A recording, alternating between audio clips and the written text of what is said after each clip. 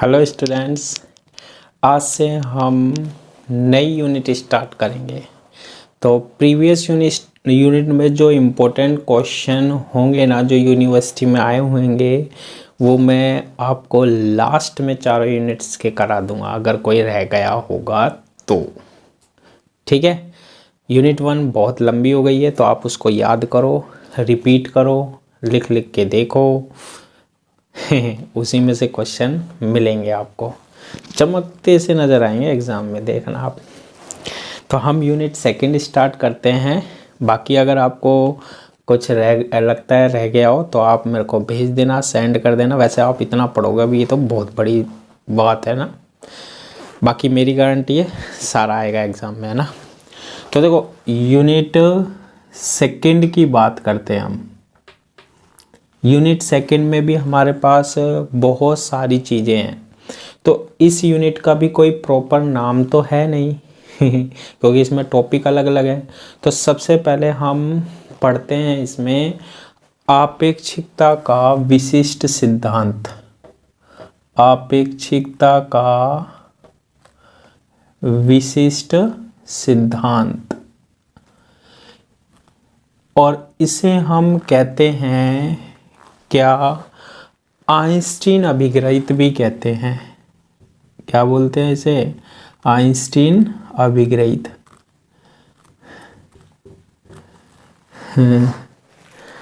तो आइंस्टीन ने दिए थे अभिग्रहित, इसलिए इसे हम क्या बोलते हैं? आइंस्टीन अभिग्रहित बोलते हैं। तो जब मैं कॉलेज में पढ़ता था तो मेरे को आइंस्टीन बोलते थे, है ना, ऐसे ही। तो हम यहाँ पर बात करते हैं आपेक्षिकता के विशिष्ट सिद्धांत की। तो देखो, इसमें 2 अभिग्रहित आते हैं। अभिग्रहित होता है जो आइंस्टीन ने माना कि भैया ऐसा ऐसा होता है।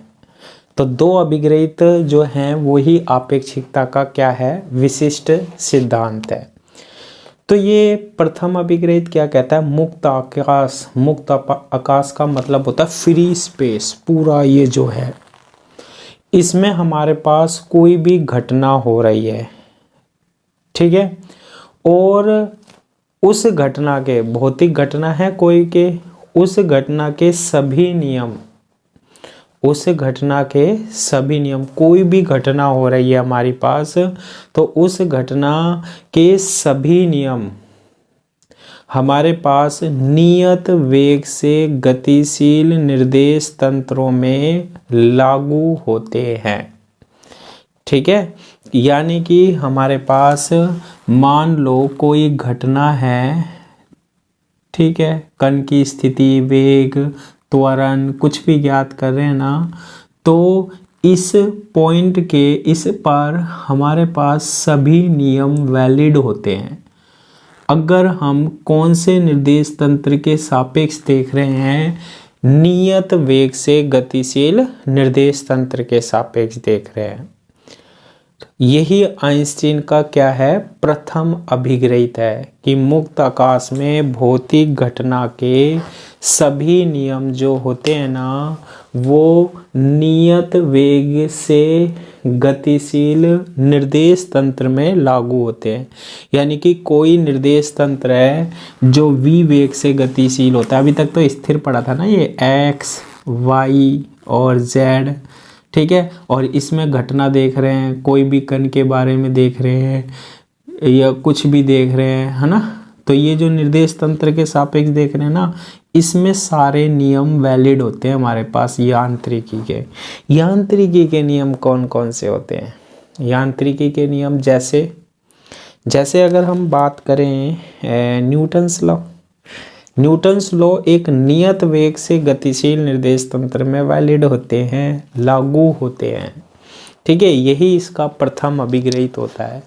देखो, प्रथम अभिग्रहित क्या कहता है? ये प्रथम अभिग्रहित क्या, कि मुक्त आकाश में फ्री स्पेस में, ये जितना भी हमारा स्पेस है, कोई भी भौतिक घटना है, भौतिक घटनाओं के सभी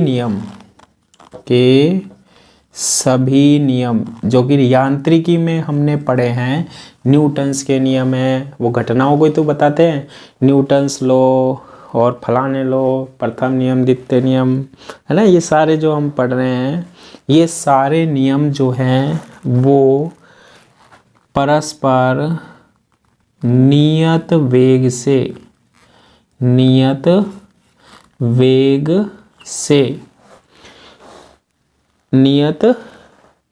से गतिशील निर्देश तंत्रों में, नियत वेग से गतिशील निर्देश तंत्रों में समान होते हैं। ठीक है, तो जितने भी नियम होते हैं ना, वो सारे के सारे नियम एक निर्देश तंत्र है XYZ, इसमें लागू होते हैं। सेकंड क्या है हमारे पास, द्वितीय अभिग्रहित। ये क्या कहता है, प्रकाश जानते ही हो, प्रकाश जो है उसका वेग भी जानते हैं हम, कितना होता है 3 × 10⁻³ 8 मीटर पर सेकेंड होता है। अब जो प्रकाश का वेग होता है ना, ये ना तो दिशा पर निर्भर करता, नहीं पड़ता, कहीं भी जाएगा तो ये कितने से जाता है, 3 × 10⁸ मीटर पर सेकेंड के वेग से ही जाता है। न ही प्रकाश स्रोत पर निर्भर करता है, सूर्य से प्रकाश निकल रहा है, उसका वेग भी 3 × 10⁸ मीटर पर सेकेंड होता है। बल्ब से निकल रहा है, उसका भी 3 × 10⁸ मीटर पर सेकेंड होता है। तो प्रकाश का वेग हमेशा कितना होता है, 3 × 10⁸ मीटर पर सेकेंड होता है। तीसरी बात, जैसे हम चलते चलते सूर्य को देख रहे हैं, फिर भी उसका वेग कितना होता है, 3 × 10⁸ मीटर पर सेकेंड होता है। तो प्रकाश का जो वेग होता है ना, वो एक नियतांक होता है, ये कभी भी चेंज नहीं होता है। यही किसने बताया, आइंस्टीन ने बताया, है ना। यही मैं बता देता हूँ बस। पहला तो अभिग्रहित बिल्कुल सीधा था, क्या कि कोई निर्देश तंत्र है और वो भी वेग से गतिशील है, उसमें सारे नियम वैलिड होते हैं, समान भाषा में बात करूँ तो मैं, ठीक है। नियत वेग से गतिशील निर्देश तंत्रों में समान होते हैं सभी नियम, यानी कि जो नियम हमने जितने भी पढ़े हैं ना यांत्रिकी के नियम, वो इसमें लगते हैं बस। दूसरा क्या है, प्रकाश के बारे में, प्रकाश का वेग जो होता है ना फिक्स होता है, कितना होता है, 3 × 10⁸ मीटर पर सेकेंड।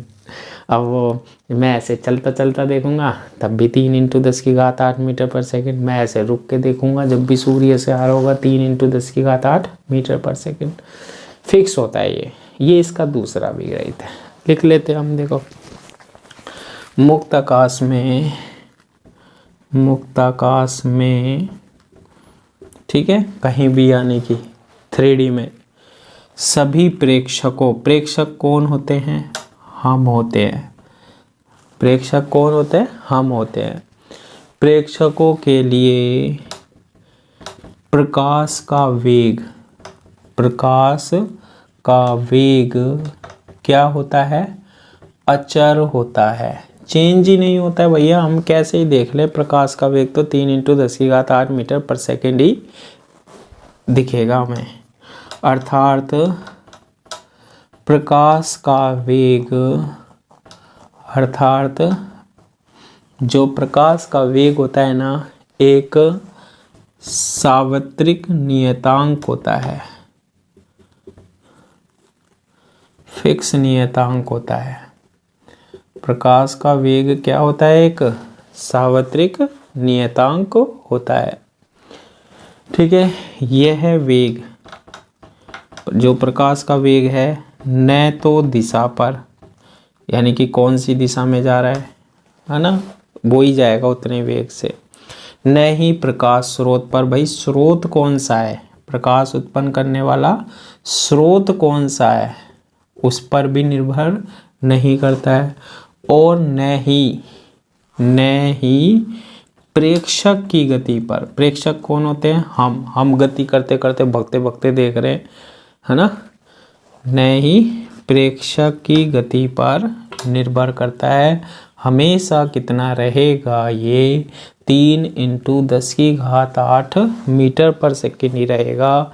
यही हमारा द्वितीय अभिग्रहित है, यही हमारा आपेक्षिकता का विशिष्ट सिद्धांत है।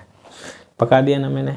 चलो यार अब डेरिवेशन करते हैं। देखो बड़ा सा इम्पोर्टेंट जो कि पूछ लिया जाता है फर्स्ट ईयर का, तो बहुत ही इम्पोर्टेंट टॉपिक है ये। और ये इम्पोर्टेंट टॉपिक आपने पढ़ा होगा मैकेनिक्स में, है ना। याद करो ऐसा कौन सा टॉपिक था जो मैकेनिक्स में बहुत ज़्यादा इम्पोर्टेंट था, बता सकते हो?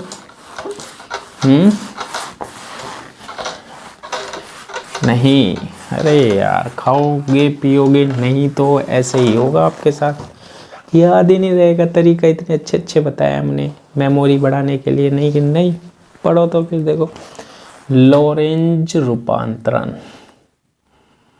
बहुत ही इम्पोर्टेंट टॉपिक है भैया। थोड़ा रटने टाइप है लेकिन हम करेंगे।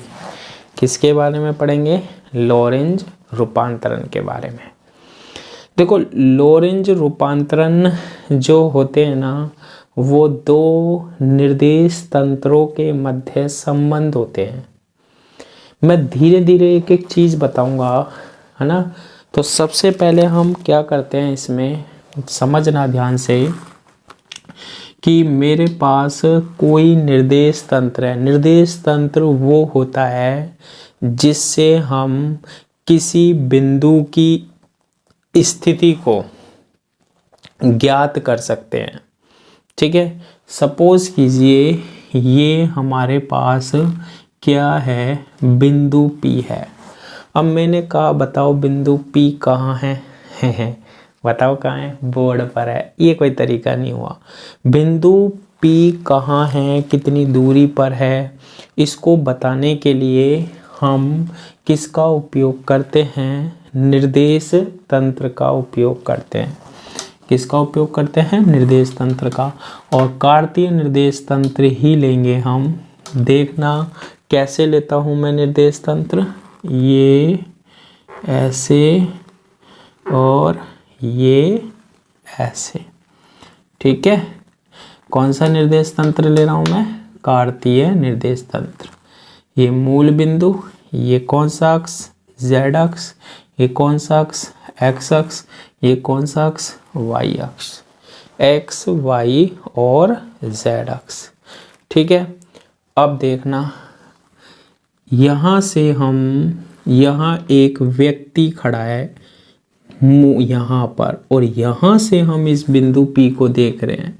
ये मूल बिंदु है हमारा। क्या है? मूल बिंदु। इस बिंदु P से, इस बिंदु O से इस बिंदु P की दूरी होगी या नहीं होगी? होगी ना। तो O से P की दूरी होगी। अगर हम इसको सदिश के द्वारा दर्शाएं ना, तो वो क्या होगा? R सदिश। क्या होगा? R सदिश होगा। ठीक है सर, बिल्कुल सही बात है। एक व्यक्ति यहाँ से देख रहा है इस बिंदु P को। अब मान लो एक व्यक्ति यहाँ से चल रहा है, ऐसे आ गया, ऐसे आ गया। ये t बराबर 0 की बात थी, यहाँ पर था।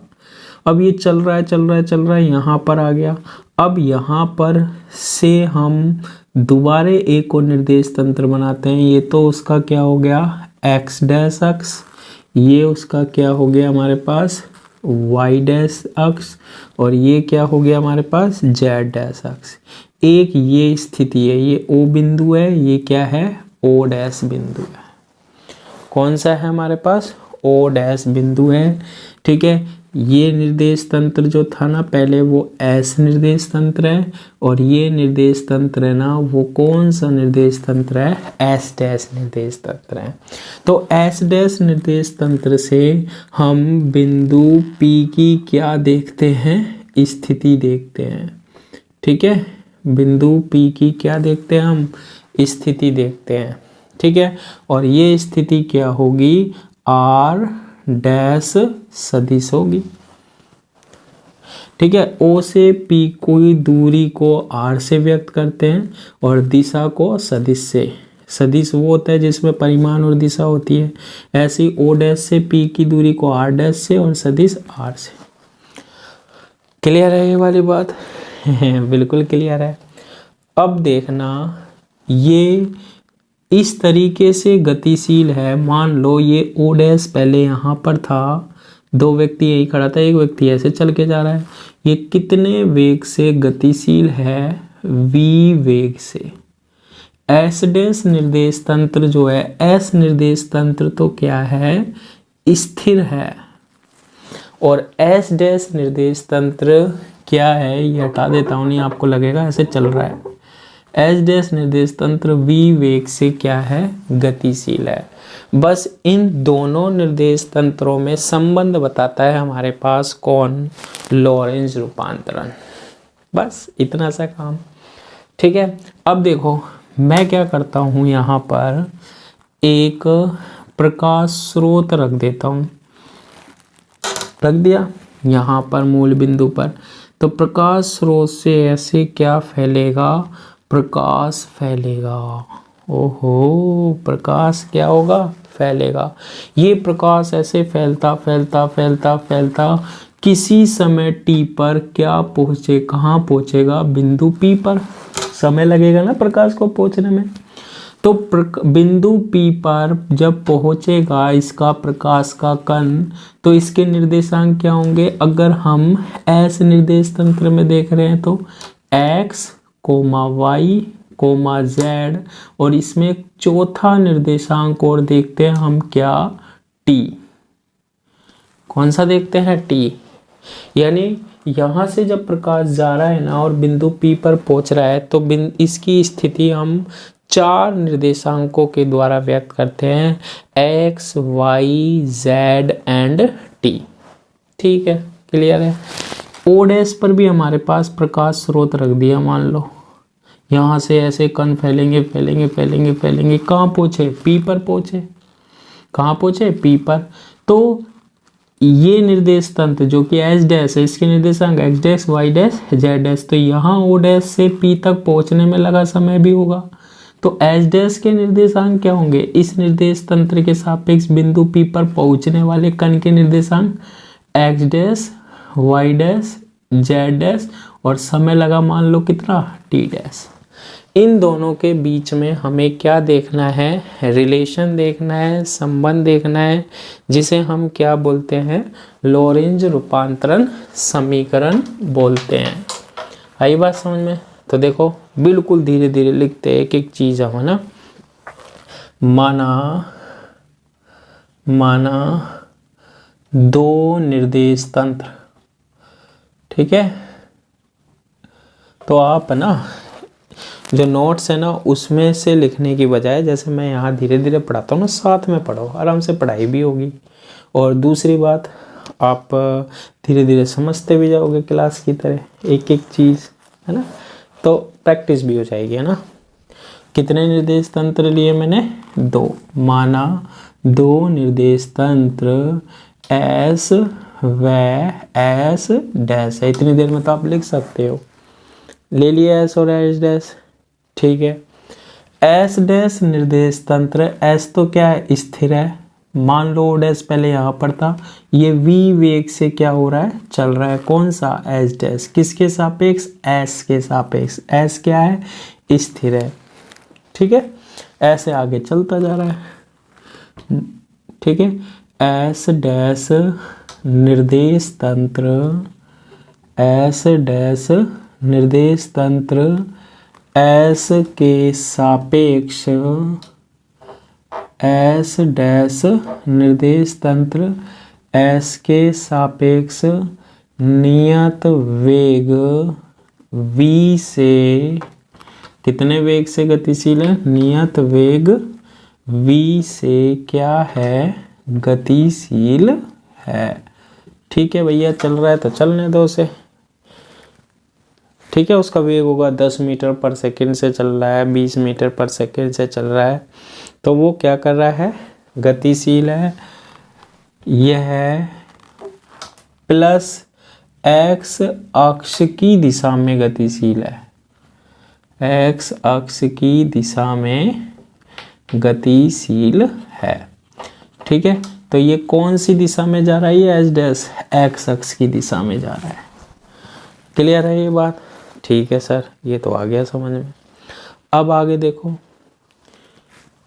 गतिशील है, यह इस प्रकार गतिशील है, इस प्रकार गतिशील है कि जो हमारे पास y व z एक्सिस है, कौन कौन से एक्सिस हैं, y तथा z अक्ष जो है ना वो क्या हो, परस्पर समांतर हो। y व z अक्ष जो हो वो परस्पर क्या हो, समांतर हो।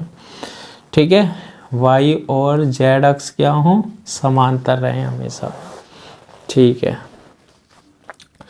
अब क्या है हमारे पास, प्रारंभ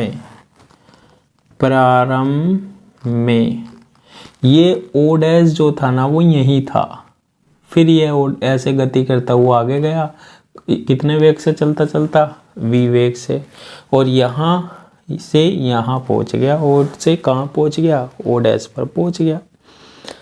ठीक है, तो हम क्या लिख सकते हैं, प्रारंभ में t बराबर t डैश बराबर 0 पर, प्रारंभ में समय पर ये ओ डैश व ओ क्या थे हमारे पास, समपाती थे। समपाती का मतलब होता है एक ही बिंदु पर था, ओ भी और ओ डैश भी, दोनों कहाँ थे, एक ही बिंदु पर थे। ठीक है, क्लियर है ये वाली बात। तो ये तो ऐसा हो रहा है। अब देखो, माना, क्या माना हमने, ये जो बिंदु P है, माना बिंदु P के निर्देशांक, माना बिंदु P के क्या निर्देशांक, अगर हम बात करें S और S डैश निर्देश तंत्र में, S व S डैश निर्देश तंत्र में, तो वो क्या होते थे अभी तक, x y z व x डैश y डैश और z डैश है, यही होते हैं। बिंदु P को 3 निर्देशांकों से व्यक्त करते थे, लेकिन जो लॉरेंज रूपांतरण होते हैं ना, लॉरेंज रूपांतरण जो होते हैं ना, उसमें हम इस बिंदु P पर यहाँ से x y z t और दूसरा निर्देश तंत्र के निर्देशांक x dash y dash z dash और t डैश के मध्य क्या करते हैं, हम संबंध स्थापित करते हैं। लॉरेंज रूपांतरण 4 निर्देशांकों के बीच में संबंध देखता है। कितने निर्देशांकों के बीच में, 4 निर्देशांकों के बीच में। और ये कौन कौन से होते हैं, x y z t और दूसरे निर्देश तंत्र में x dash y dash z dash t dash. तो फर्स्ट ईयर में जैसे आपने मैकेनिक्स में पढ़ा था 2 निर्देश तंत्रों में संबंध, वही हम यहाँ पर निकालेंगे लॉरेंज रूपांतरण। तो इन दोनों के बीच में हमें क्या निकालना है, संबंध निकालना है। आ गई बात समझ में क्या करना है, बिल्कुल। ये तो था हमारे पास थियोरेटिकल वाला पार्ट, मतलब ये हमें पता होना चाहिए। मैंने लिखा इसलिए है ताकि आप इसको समझ सको, पढ़ सको, ताकि फिर हमारे पास आगे जो हम करेंगे तो वो क्या हो जाए, इजी हो जाए। ठीक है, अब आगे देखना है। अब डेरिवेशन हम स्टार्ट करेंगे।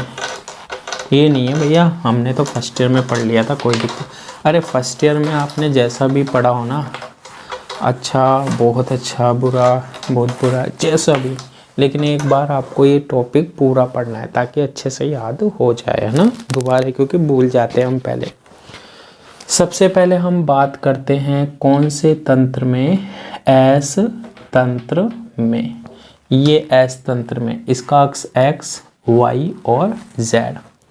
मैंने यहाँ मूल बिंदुओं पर एक प्रकाश स्रोत रखा था, ये ऐसे ऐसे ऐसे ऐसे चल रहा है, और ये कहाँ पहुँचेगा प्रकाश, पी पर।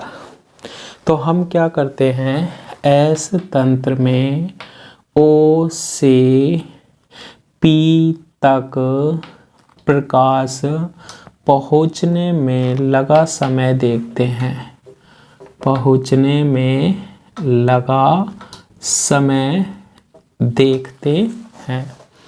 देखो लगा समय कैसे देखते हैं, आपने एक फॉर्मूला पढ़ा है, चाल बराबर से दूरी बटे समय। तो दूरी हमें क्या निकालना है, समय निकालना है।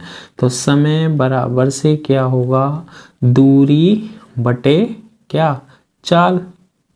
तो O से P तक पहुंचने में लगा समय तो मैंने क्या माना है, T माना है।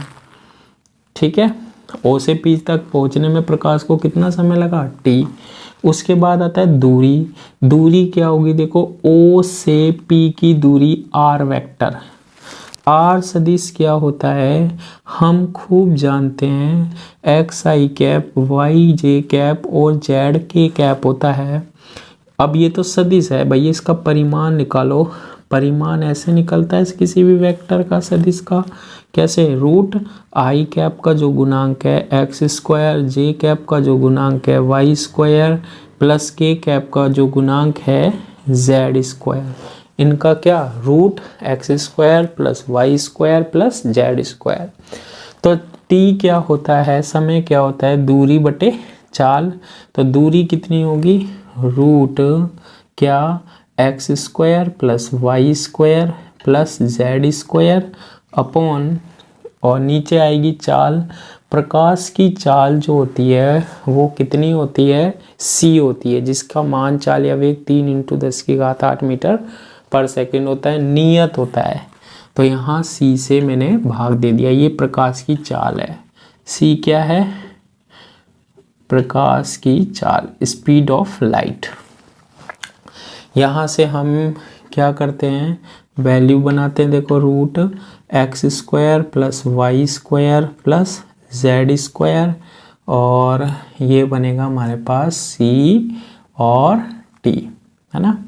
ये इधर मल्टीप्लाई, इसका स्क्वायर कर देते हैं दोनों तरफ, x square plus y square plus z square, और इक्वल से पहले लेकर आए, minus c square t square is equal to 0, और इसको हम दे देते हैं इक्वेशन नंबर 1। आ गई ये समझ में इक्वेशन कैसे बनाई, ठीक है सर, बिल्कुल आ गई। फिर हम बात करते हैं किसकी, एस डैश तंत्र में। एस डैश तंत्र में भी वही प्रकाश स्रोत है भाई, कोई सा भी ले लो, प्रकाश तो उसी वेग से जाएगा। ये यहाँ से जा रहा है, तो यहाँ से यहाँ तक प्रकाश पहुँचने में लगा समय देख ले, बिंदु P कहाँ से देख रहे हैं, दोनों निर्देश तंत्र से, इसलिए इनमें संबंध बनाएंगे हम। तो हम क्या लिखेंगे, O डैश से P तक प्रकाश पहुँचने में क्या लगा समय। ठीक है, O डैश से P तक पहुंचने में लगा समय क्या होगा बताओ, यहाँ से यहाँ तक पहुंचने में लगा समय मैंने कितना माना है, T डैश। एच डैश निर्देश तंत्र में T डैश, और यहाँ क्या होगी, रूट इसके निर्देशांक x dash y dash z dash, तो क्या बनेगा, x dash square plus y dash square plus z dash square upon कितना, c। तो इसको सोल्व कर लो, सेम ऐसी इक्वेशन ही बनेगी, क्या, x dash square plus y dash square plus z dash square minus c square t dash square is equal to 0। बस dash का फर्क है बस, बाकी सेम बनती है दोनों निर्देश तंत्र में क्या, समीकरण बन गई। ठीक है, अब देखो बिंदु जो P है ना हमारा पास, बिंदु ये जो P है हमारे पास, ये एरिया, ये दोनों निर्देश तंत्रों के लिए समान है, यहीं पर ये चाहे आप एच से देखो चाहे एच डैश से देखो, तो इन दोनों निर्देश तंत्रों के बीच में कोई ना कोई तो हमारे पास क्या होगा, संबंध होगा। ठीक है, इन दोनों के बीच में हमारे पास कोई ना कोई तो क्या होगा, संबंध होगा। तो हम क्या करते हैं, दो निर्देश तंत्रों के बीच में पहले गैलीलियन रूपांतरण लगाकर देखते हैं। कौन सा रूपांतरण, गैलीलियन रूपांतरण। कहाँ पढ़ा था सर, फर्स्ट ईयर में पढ़ा था। गैलीलियन रूपांतरण भी क्या होते हैं, एक निर्देश तंत्र से दूसरे निर्देश तंत्र में संबंध, एक निर्देश तंत्र के निर्देशांक एक्स वाई जेड, दूसरे निर्देश तंत्र के निर्देशांक x dash y dash z dash. तो एक्स वाई जेड और x dash y dash z dash में क्या है, संबंध है। समझ जाना, बहुत बड़ा टॉपिक है ना, ठीक है। तो देखो मैं क्या लिखता हूँ, बिंदु P दोनों निर्देश तंत्रों के लिए क्या है, दोनों निर्देश तंत्रों के लिए क्या है, समान है। बिंदु P जो है ना वो दोनों निर्देश तंत्रों के लिए समान है। तो इस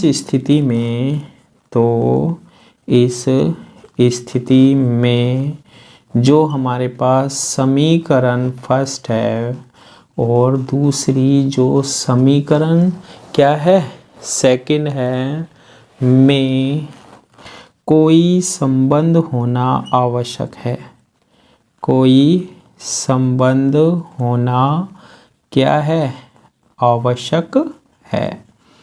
कोई ना कोई तो संबंध होना चाहिए हमारे पास, किसमें, इस इक्वेशन और इस इक्वेशन के बीच में, यानी एक्स और एक्स डैश वाई और वाई डैश जेड डैश में, इनमें संबंध होने चाहिए। तो इस कंडीशन में क्या किया, सबसे पहले हमने गैलीलियन रूपांतरण लगा कर देखे, ठीक है। कौन से रूपांतरण लगा के देखे, 1 और 2 में संबंध करने के लिए गैलीलियन रूपांतरण। देखो मैं इक्वेशन लिख लेता हूँ, x square plus y square plus z square minus c square t square is equal to 0, ये इक्वेशन फर्स्ट है। और x dash square plus y dash square plus z dash square minus c square t dash square is equal to 0, equation 2 है, ठीक है। तो equation first और 2 बार बार कम में आएगी, इसलिए मैंने इसको लिख लिए। और इन दोनों में क्या होने चाहिए, कोई ना कोई संबंध होने चाहिए। तो सबसे पहले लॉरेंज ने क्या करके देखता, चलो हम गैलीलियन का उपयोग ले लेते हैं, गैलीलियन रूपांतरण से। गैलीलियन क्या कहता है हमारे पास कि एक्स डैश जो होता है ना वो x माइनस वी टी के इक्वल होता है। एक्स डैश जो होता है x माइनस वी टी के इक्वल होता है। वाई डैश जो होता है ना y के इक्वल होता है। जेड डैश जो होता है ना z के इक्वल होता है। और टी डैश जो होता है ना वो t के इक्वल होता है। ये दो निर्देश तंत्रों में क्या है, संबंध, गैलीलियन रूपांतरण, जो कि हमने फर्स्ट ईयर में पढ़ा था। अब गैलीलियन रूपांतरण है नहीं सिलेबस में। अब इनके मान हम किस में रखते हैं, समीकरण 2 में रखने पर, समीकरण 2 में रखने पर, ठीक है। तो इक्वेशन 2 ये रही, एक्स डैश स्क्वायर का मान रखा मैंने एक्स माइनस वी टी का whole square plus y dash की वैल्यू क्या रखोगे, वाई रख दोगे, प्लस जेड डैश की वैल्यू क्या रख दोगे, जेड रख दोगे, जेड स्क्वायर, टी डैश की वैल्यू क्या रख दोगे आप, ये यहाँ पर मैं अलग ले रहा हूँ, ये तो है ना ये पार्ट, और सी स्क्वायर को सी स्क्वायर, टी डैश की वैल्यू क्या रख दोगे, t square is equal to 0। ये इक्वेशन बनेगी हमारे पास, बन गई। इसको सोल्व करते हैं। देखो एक्स स्क्वायर बन रहा है plus v square t square a minus b का होल स्क्वायर सोल्व करना है, minus 2x v t plus y square plus z square minus c square t square किसके इक्वल आएगा, हमारे पास 0 के इक्वल आएगा। आया या नहीं आया, बिल्कुल आ गया। अब देखो इसको हम और अच्छे से लिखने की कोशिश करते हैं इक्वेशन को। तो x square plus y square plus z square, x square plus y square plus z square, और minus c square t square, ये तो आ ही रहा है। साथ में इसमें देखो अतिरिक्त पद भी आ रहा है, प्लस कौन सा, माइनस 2x वी टी है ना, और plus v t v square t square is equal to 0, ये वाला पद आ रहा है या नहीं आ रहा। इसको मैं देता हूँ इक्वेशन नंबर 3। अब जब संबंध होगा ना, हमने समीकरण 2 में ये संबंध रख दिए, x डैश में x डैश और x में ये संबंध होते हैं, x डैश की वैल्यू रख दी, y डैश की वैल्यू रख दी, z डैश की वैल्यू रख दी, तो ये समीकरण जो थी ना वो समीकरण एक जैसी बन जानी चाहिए थी और वो बन भी रही थी। लेकिन इसमें ये अतिरिक्त पद आ गया, ये -2x vt plus v square t square. तुलना करके देख लो ना आप समीकरण 1 से। तो समीकरण जब 2 में हमने x dash y dash z dash के मान रखे थे ना, तो समीकरण 1 की तरह नहीं बन पाई है, रूपांतरण सक्सेस नहीं हुए। रूपांतरण का मतलब होता है एक से दूसरे में बन जाना, नहीं बने वो। तो समीकरण 3 की जब हमने 1 से तुलना करी, ये पद अतिरिक्त आ रहा था, तो यहाँ पर गैलीलियन रूपांतरण जो थे ना वो मान्य नहीं हो पाए फिर। ठीक है, देखो समीकरण 3 की तुलना, समीकरण 3 की तुलना समीकरण 1 से करने पर हम पाते हैं कि अतिरिक्त पद कौन सा आ रहा है बताओ। 1 और 3 में तुलना करो, ये वाला पहले v square t square minus 2x vt, यही आ रहा है ना पद है। अतः गैलीलियन रूपांतरण यहाँ पर मान्य नहीं है। तो फिर लॉरेंज ने अपना दिमाग लगाया भैया कि भाई मैं ये रूपांतरण तो काम में नहीं लूँगा। ठीक है, पहले लेने की कोशिश करी, लेकिन फिर उसने क्या कहा कि मैं ये रूपांतरण काम में नहीं लूँगा। तो फिर उसने क्या माने, कुछ रूपांतरण माने, कुछ संबंध माने उसने, ताकि हम उन संबंधों को क्या कर सकें, उन संबंधों की हेल्प से इनमें संबंध बना सके। तो ये काम यहाँ तक ख़त्म हो गया था। ठीक है, तो ये सक्सेस नहीं है, ये गैलीलियन रूपांतरण वाला पार्ट सक्सेस नहीं है। तो यहाँ तक नोट तो कर ही लोगे आप। अब आगे फिर क्या किया उसने, ये सक्सेस नहीं है तो फिर क्या किया उसने, फिर उसने अपना कुछ रूपांतरण माना। ये लॉरेंज ने माने है ना, क्या माने कि x डैश जो है ना वो इक्वल होना चाहिए, x डैश जो है ना वो alpha x plus beta t के इक्वल होना चाहिए। अल्फा और बीटा उसने माना नियतांक है कोई ना कोई। y डैश y के इक्वल होना चाहिए, z डैश z के इक्वल होना चाहिए, और t डैश जो है ना वो भी हमारे पास इक्वल माना उसने delta x plus gamma t। ये डेल्टा अलग है, x अलग है, गामा अलग है, t अलग है, delta into x plus gamma into T के इक्वल माना। और उसने कहा कि ये रूपांतरण सक्सेस हो सकते हैं। ये उसने प्रतिस्थापन अपने हिसाब से किया, ये मान लिए उसने, है ना, ये मान। अब देखो इसमें क्या है, ये अल्फा बीटा डेल्टा गामा पता नहीं थे उसे क्या है, तो इसके वो क्या करता है, मान ज्ञात करता है। तो इसको हम दे देते हैं इक्वेशन नंबर 4, इसको दे देते हैं इक्वेशन नंबर 5, इसको दे देते हैं इक्वेशन नंबर 6 और इसको दे देते हैं इक्वेशन नंबर 7। ठीक है, अब समझना, देखो s के सापेक्ष, अब इनके मान कैसे निकाल रहा है, s के सापेक्ष s डैश का वेग कितना है, v है। इसका क्या मतलब है कि ये जो s निर्देश तंत्र है वो तो यहाँ है, फिक्स है ये s, तो है ना, इस बिंदु से देख रहे हैं हम, तो ये निर्देश तंत्र ऐसे चल रहा है या नहीं चल रहा, चल रहा है। अब आप ध्यान से देखना, ये है हमारे पास x, ये है y और ये z है, और ये निर्देश तंत्र जो है दूसरा एस डैश ये चल रहा है। ठीक है, कौन सा चल रहा है? एस डैश चल रहा है। किसके सापेक्ष? ओ के सापेक्ष। तो ध्यान रखना ये दूरी कहाँ तय कर रहा है, दूरी कहाँ तय कर रहा है? बिंदु ओ के सापेक्ष। पहले ये ओ डैश था ना, वो यहाँ था, फिर ये ओ से दूर जाता जा रहा है, दूर जाता जा रहा है, दूर जाता जा रहा है, तो ओ से एक्स दूरी मिलती जा रही है, नहीं मिलती जा रही? मिलती जा रही है।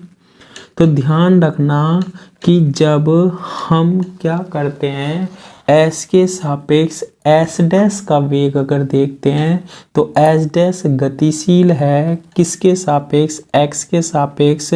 तो एस के निर्देशांक होंगे एक्स वाई जेड, चेंज होंगे।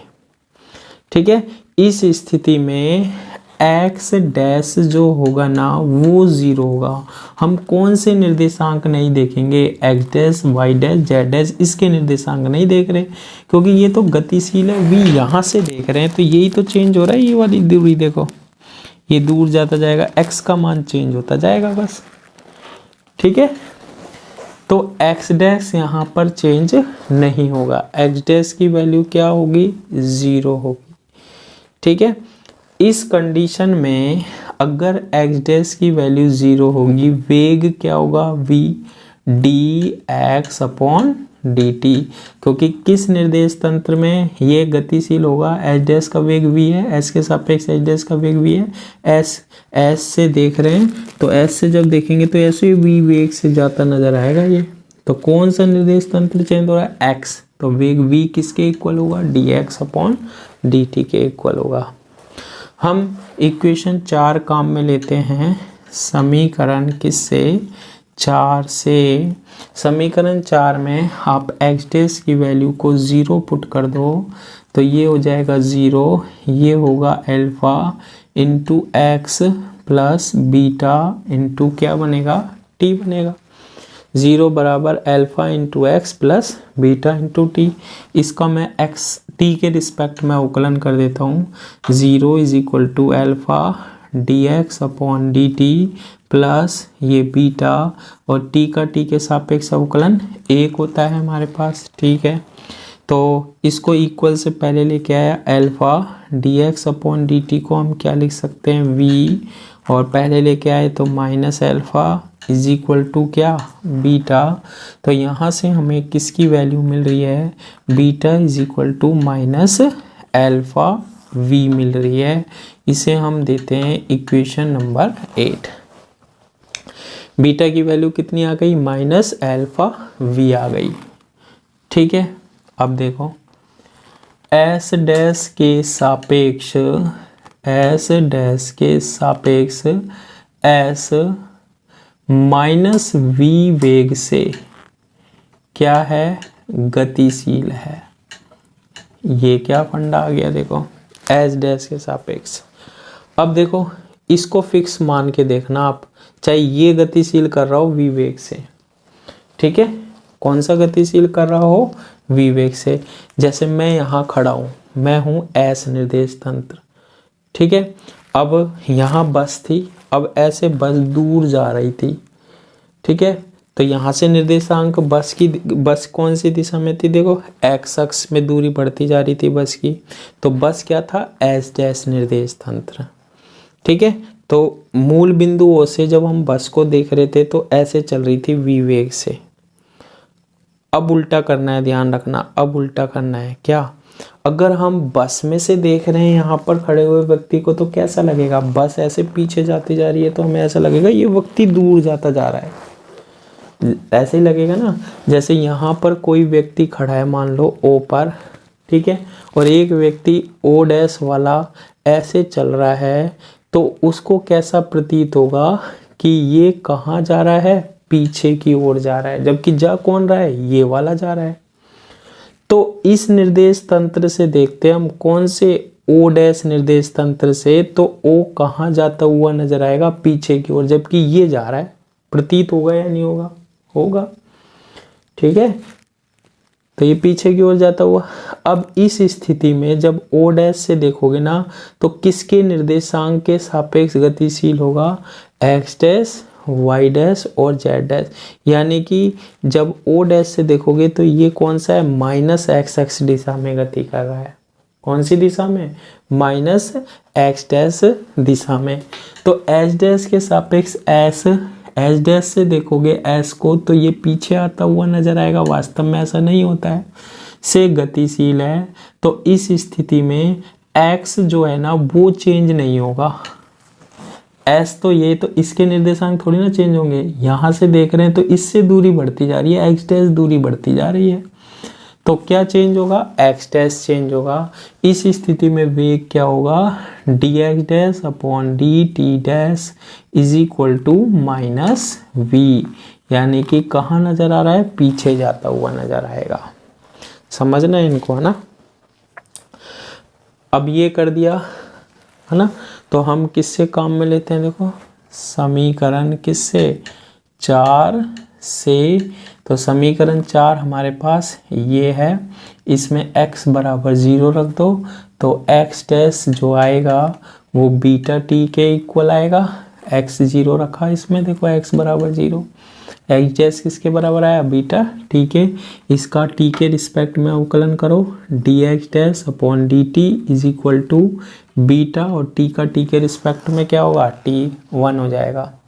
एक इसमें लेते हैं इक्वेशन नंबर 7 में, इन्हीं समीकरण में है ना, 7 में देखो, इसमें तो रख नहीं सकते, 7 में भी x 0 रख सकते हो। तो t डैश किसके इक्वल आएगा, गामा t के। इसका t के रिस्पेक्ट में अवकलन करो, d t dash upon d t is equal to gamma, और t का t के रिस्पेक्ट में 1। अब इसका इसमें भाग दे दो, ठीक है।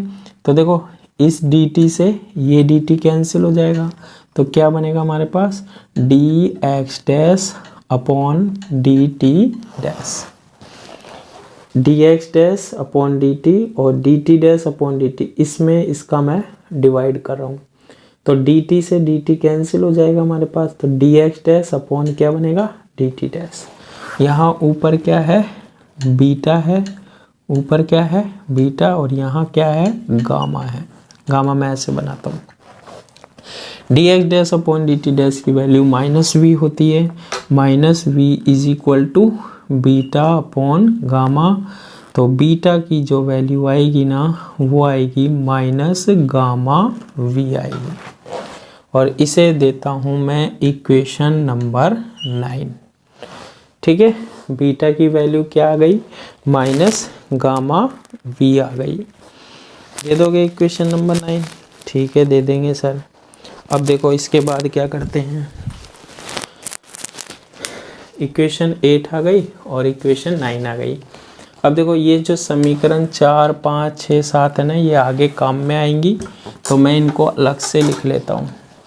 समीकरण 4 क्या है, x dash is equal to alpha x plus beta t, equation number 4, y dash बराबर वाई, जेड डैश बराबर जेड, और टी डैश बराबर से delta into x plus gamma t, 5, 6 और 7 इक्वेशन। अब इनको मैं क्या करता हूँ, हटाता हूँ। ऐसे डेरिवेशन बनाना होता है, इसका बड़ा डेरिवेशन है। अब देखो इक्वेशन 8 ये थी, इक्वेशन 9 ये थी, तो हम क्या लिखते हैं, समीकरण किससे, 8 व 9 से। ये किसका मान है, बीटा का, ये भी किसका मान है, बीटा का। दोनों को क्या कर दो, बराबर कर दो। तो minus alpha into v is equal to किसके, माइनस गामा इंटू वी के। तो हम कह सकते हैं माइनस वी से माइनस वी कट गया, अल्फा किसके बराबर आएगा यहाँ से, गामा के, और इसको हम दे देते हैं इक्वेशन नंबर 10, ठीक है। अल्फा किसके बराबर आ गया, यहाँ से हमारे पास इतना सोल्व किया जब हमने, गामा के इक्वल आ गया। बना लोगे, अल्फा किसके इक्वल आ गया, गामा के इक्वल आ गया। जब अल्फा गामा के क्या आ जाएगा, इक्वल आ जाएगा, तो हम इन इक्वेशनों को पुट करेंगे किस में, 4 में। देखो समीकरण किससे, 4 से, ठीक है। समीकरण 4, 5, 6, 7 से, ठीक है। 7 में भी हमारे पास क्या है, गामा है। तो इनको या तो अल्फा अल्फा में बदल लो 4, 5, 6, 7 को, या फिर हम गामा गामा में बदल लेते हैं। चलो गामा गामा में बदल लेते हैं। देखो x dash is equal to, यहाँ तो अल्फा है, अल्फा की जगह मैं लिख सकता हूँ गामा x, ठीक है। और अभी अभी हमने बीटा की वैल्यू पढ़ी थी ना, उस बीटा की वैल्यू भी गामा के रूप में लिख लेता हूँ मैं। इसमें बीटा हमने पढ़ा था माइनस गामा वी, लिखा था ना अभी, बीटा बराबर माइनस गामा वी, ठीक है। रख दिया अल्फा गामा, अल्फा की जगह क्या लिख लिया, गामा इंटू एक्स, बीटा की value minus gamma into v into क्या, टी। तो ये क्या बनेगा समीकरण, दोनों में से क्या कॉमन आ रहा है, गामा कॉमन आ रहा है, x माइनस वी टी बन जाएगा। और इसे देता हूं मैं इक्वेशन नंबर 11, ठीक है। x डैश जो है वो किसके इक्वल आ गया, gamma into x minus v T के। इसमें किसका मान रखा, बीटा का, गामा बना रहे गामा की टर्म में। y डैश किसके इक्वल लिखते हैं हम, y के, इक्वेशन नंबर 12। z डैश किसके इक्वल लिखते हैं, z के, इक्वेशन नंबर 13, ठीक है। और लास्ट जो इक्वेशन है t डैश, इसमें कुछ अभी कर नहीं सकते, तो t डैश क्या है, delta x plus gamma t, equation number क्या लिखते हैं हम, 14 लिखते हैं। तो इन इक्वेशन को हमने किसकी टर्म में बना लिया, गामा की टर्म में बना लिया। बना लोगे, बिल्कुल बना लेंगे।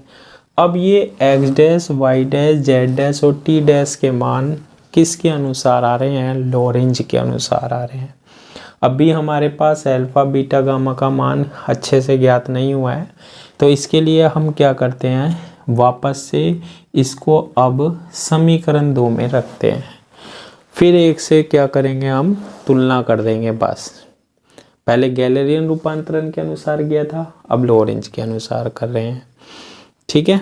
तो देखो कौन कौन सी समीकरण है, समीकरण 11, 12, 13, 14 के मान किस में रखने पर, समीकरण के मान समीकरण 2 में रखने पर, ठीक है। समीकरण 2 में रख देते हैं। समीकरण 2 ये वाली है, ठीक है। रखो x डैश की वैल्यू क्या है यहाँ पर, ये है क्या, गामा स्क्वायर और x माइनस वी टी का होल स्क्वायर, ठीक है। y डैश की वैल्यू क्या है, y स्क्वायर, z डैश की वैल्यू क्या है, z स्क्वायर, और माइनस क्या, c स्क्वायर, और t डैश की वैल्यू क्या है, delta x plus gamma t का whole square is equal to 0। तो किसकी वैल्यू भी रख दी, t डैश की। इसको हम सोल्व करते हैं। देखो गामा स्क्वायर, y और गामा में थोड़ा सा अंतर है, गामा मोड़ के लिख रखा है ना, a माइनस बी का होल स्क्वायर यानी कि a का स्क्वायर यानी x का स्क्वायर, b का स्क्वायर यानी v square t square, minus 2ab यानी 2x और क्या v t, ठीक है, plus y square plus z square, यही बन रहा है।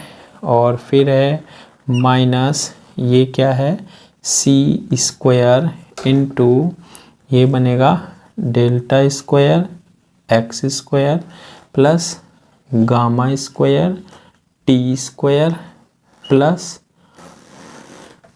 और ये बनेगा 2x गामा टी। 2 सारी चीज़ नहीं आई है अभी, हाँ, प्लस यहाँ लिख देता हूँ यार, ए का स्क्वायर प्लस बी का स्क्वायर हो गया प्लस 2ab यानी 2 delta x gamma into T. तो इसको हमने इस तरीके से इक्वेशन को क्या कर दिया, लिख दिया। एक बार गुना करके और लिखना चाहो तो लिख लो, ताकि अच्छे से फिर एक्सप्लेन हो जाए। बाकी अपने हिसाब से कर लेना आप। लिखो सर। हाँ सर तो लिखेंगे ही। गामा स्क्वायर से मल्टीप्लाई किया तो क्या बनेगा, gamma square into x square.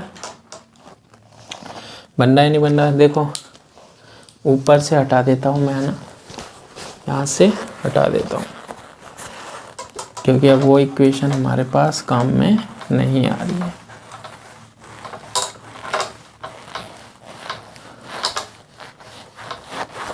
जो जो इक्वेशन काम में आएंगी वो मैंने अलग से लिख दी है। देखो इसको सोल्व करते हैं अब हम। यहाँ क्या है, गामा स्क्वायर से मल्टीप्लाई करोगे तो क्या बनेगा, gamma square into x square. फिर इसको करोगे plus gamma square into v square into t. ये जो मोड़ रखा है ना वो गामा है, ध्यान रखना आप जैसे भी बनाते हो। फिर इस गामा स्क्वायर को यहाँ मल्टीप्लाई करोगे माइनस 2x vt इंटू क्या, गामा स्क्वायर। कर लोगे मल्टीप्लाई, बिल्कुल कर लेंगे। फिर आ रहा है y square plus z square plus y square plus z square. फिर सी स्क्वायर से मल्टीप्लाई हो रहा है माइनस सी स्क्वायर, किससे, delta square into x square से। फिर सी स्क्वायर इससे मल्टीप्लाई हो रहा है माइनस क्या, सी स्क्वायर, है ना, गामा स्क्वायर इंटू क्या, टी स्क्वायर। और फिर सी स्क्वायर इससे मल्टीप्लाई हो रहा है माइनस क्या 2 इंटू क्या, c square minus 2 minus c square इससे मल्टीप्लाई हो रहा है minus 2 into c square delta into x into gamma t, किसके बराबर आ गया, 0 के बराबर आ गया। ठीक है। अब देखो इसमें पहले मैं क्या करता हूँ, एक्स स्क्वायर वाला ये पद है, एक्स स्क्वायर दोनों में से कॉमन लूँगा तो यहाँ से क्या बनेगा, देखो गामा स्क्वायर माइनस ये क्या बन रहा है, सी स्क्वायर इंटू डेल्टा स्क्वायर। और क्या कॉमन आ रहा है इसमें से, एक्स स्क्वायर आ रहा है। फिर वाई स्क्वायर वाली टर्म देखो है क्या, वाई स्क्वायर का कुछ भी नहीं है तो वाई स्क्वायर की जगह ये वाई है, वाई स्क्वायर ही लिख दो, प्लस जेड स्क्वायर की जगह जेड स्क्वायर ही लिख दो। लिख दोगे, हाँ बिल्कुल लिखेंगे, x square y square plus z square.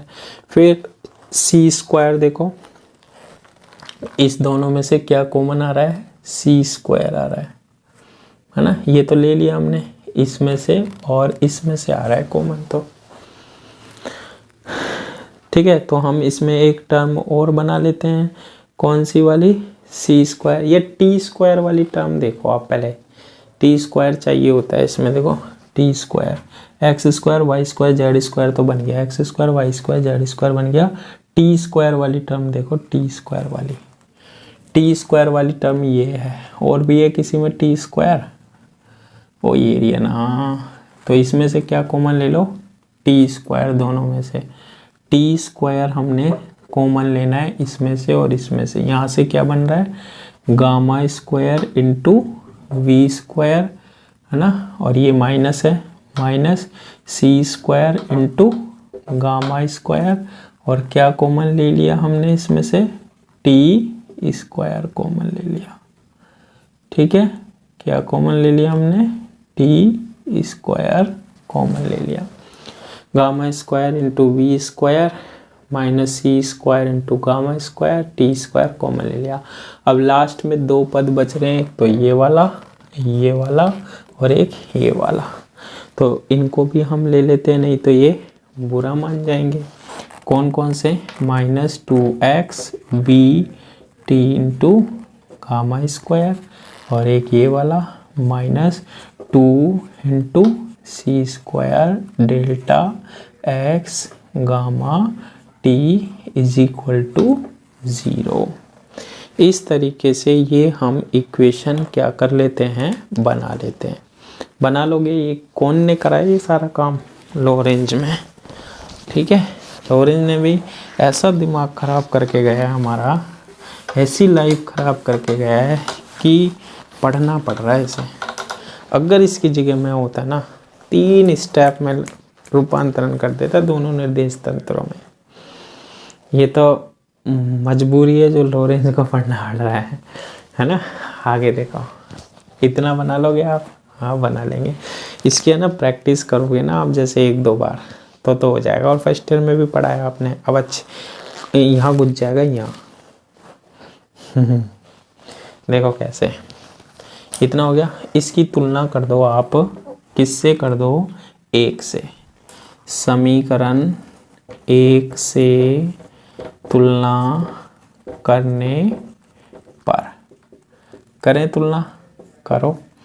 x² का गुणांक ये है, इसमें x² का गुणांक कितना है? 1 है। ठीक है, तो हम लिख देंगे γ² माइनस c² डेल्टा स्क्वायर किसके इक्वल आएगा? 1 के इक्वल आएगा। ठीक है, इसको हम देते हैं इक्वेशन नंबर, कितनी दी थी पहले? 14 दी थी शायद, 15 दे देते हैं। अगर आगे पीछे हो तो आप उसको सही कर लेना। ठीक है, ये है। एक हम y² का गुणांक, इसमें y² का गुणांक 1, इसमें भी y² का गुणांक 1, लिखने की जरूरत नहीं है। इसमें z² का गुणांक 1, इसमें भी z² बराबर हो गया 0 हो गया। अब हम बात करते हैं किसके? t² के गुणांक की। ठीक है, किसके गुणांक की? t² के गुणांक की। इसमें t² का गुणांक कितना है? γ² v² minus c² γ²। γ² v² minus c² into γ²। t² का गुणांक ये है। इसमें t² का गुणांक क्या है भैया? इसमें t² का गुणांक है माइनस c²। ठीक है, नोट्सों में ये इक्वेशन बाद में लिख रही थी इसलिए मैंने नीचे लिखी है, बाकी कोई दिक्कत नहीं है। बाकी इनमें ये पद हैं, ये वाले, ये इसमें है और ये इसमें है। इसमें क्या x² प्लस y² और z² t² के अलावा कुछ है? x² y² z² t² के नहीं है। तो ये जो पद बच रहे हैं ये वाले दोनों, ये किसके इक्वल होंगे? देखो, -2x v t γ² minus 2c² delta x gamma t किसके इक्वल ही होंगे? ये 0 के। इसको इक्वेशन नंबर 15 दे दिया, इसको इक्वेशन नंबर 16 दे दिया और इसको इक्वेशन नंबर हमने 17 दे दिया। बना लोगे? 15, 16 और 17 आ जाएगी। ठीक है, अब देखो इससे हम क्या कर सकते हैं? वैल्यूज़ निकाल सकते हैं। तो सबसे पहले मैं लेता हूँ इक्वेशन नंबर 16, समीकरण किससे? 16 से। ठीक है, तो देखो इसको बराबर के बाद ले जाऊँ प्लस का हो जाएगा, -2x vt और γ² is equal to 2 into c² delta x into gamma into t. 2x से 2x कैंसिल, v है क्या? v नहीं है। t है क्या? t से t कैंसिल, एक गामा से एक गामा कैंसिल। ठीक है, तो क्या क्या बचेगा वो देखो, यहाँ से तो बचेगा माइनस v गामा है, v गामा बच रहा है, माइनस v गामा बच रहा है और यहाँ से बचेगा c² क्या? डेल्टा। तो यहाँ से डेल्टा की वैल्यू निकल के आ रही है हमारे पास माइनस क्या? v gamma upon c²। समीकरण नंबर 18। डेल्टा की वैल्यू कितनी आएगी? Minus v gamma upon c² और इसको हम दे देते हैं इक्वेशन नंबर क्या? 18 दे देते हैं। बना लोगे? बिल्कुल बनेगी सर, बनानी तो पड़ेगी ना। अब देखो इतना कर लोगे आप? कर लेंगे। आगे देखो,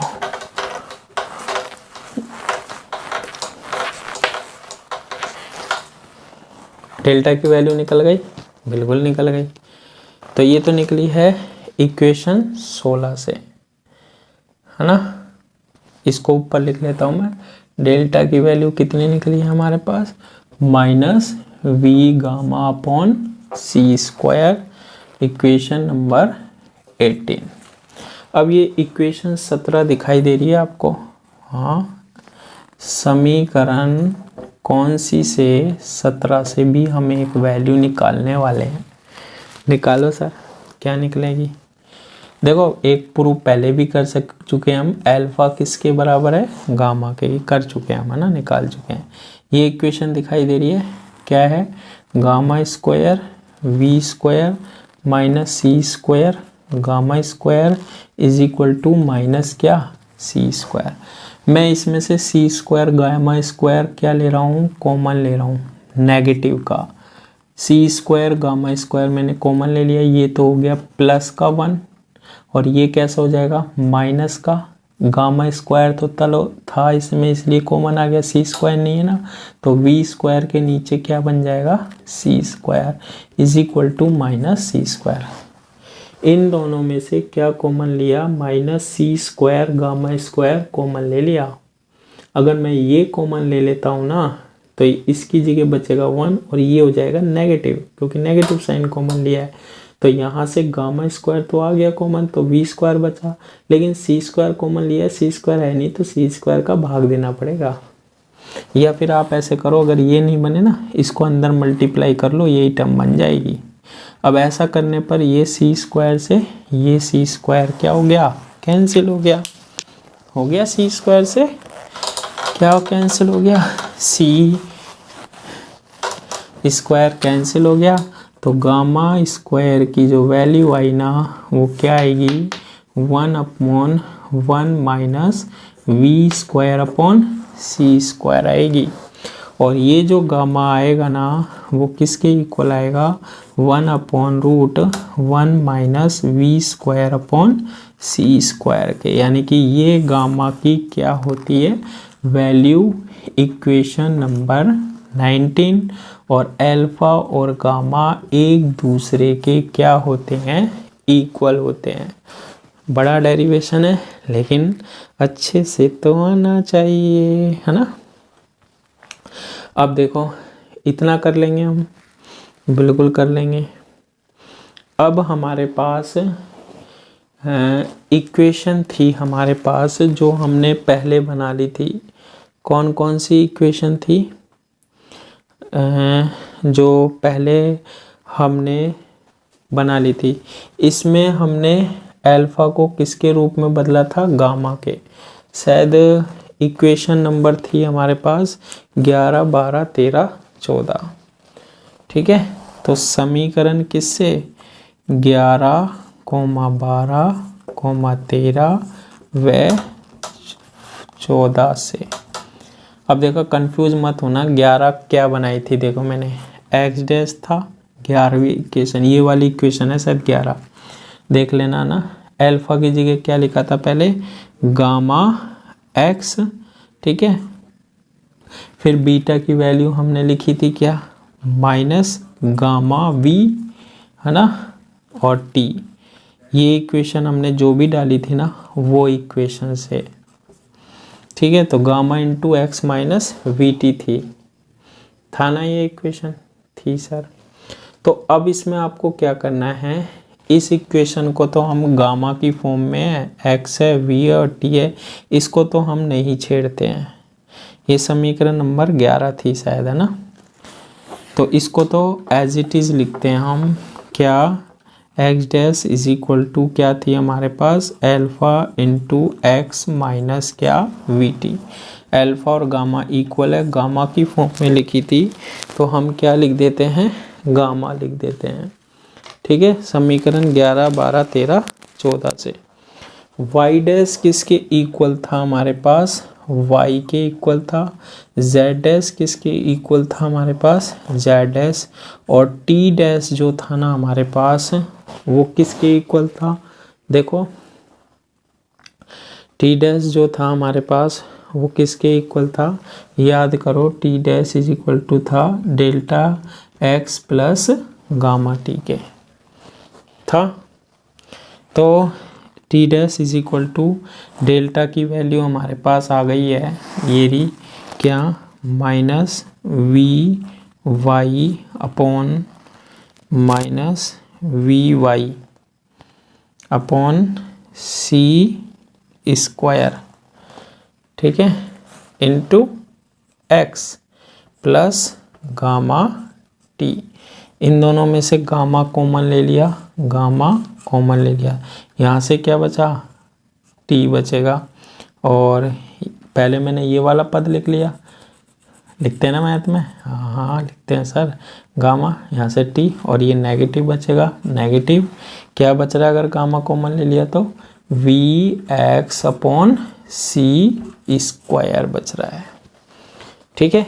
तो ये किसके वैल्यू बन रहे हैं हमारे पास, एक्स डैश, वाई डैश और जेड डैश और टी डैश की वैल्यू बन रही है। बनी या नहीं बनी, बन गई, बिल्कुल बन गई। तो देखो क्या बनी, x dash is equal to बना हमारे पास gamma into x minus v t, y dash is equal to y, z dash is equal to z, और t dash is equal to gamma into t minus v x upon c square, ठीक है। और इसे मैं दे देता हूँ equation number 20, 21, 22 और 23। ये जो इक्वेशन 20, 21, 22 और 23 जो है हमारे पास, ये लोरेंज रूपांतरण समीकरण कहलाती हैं।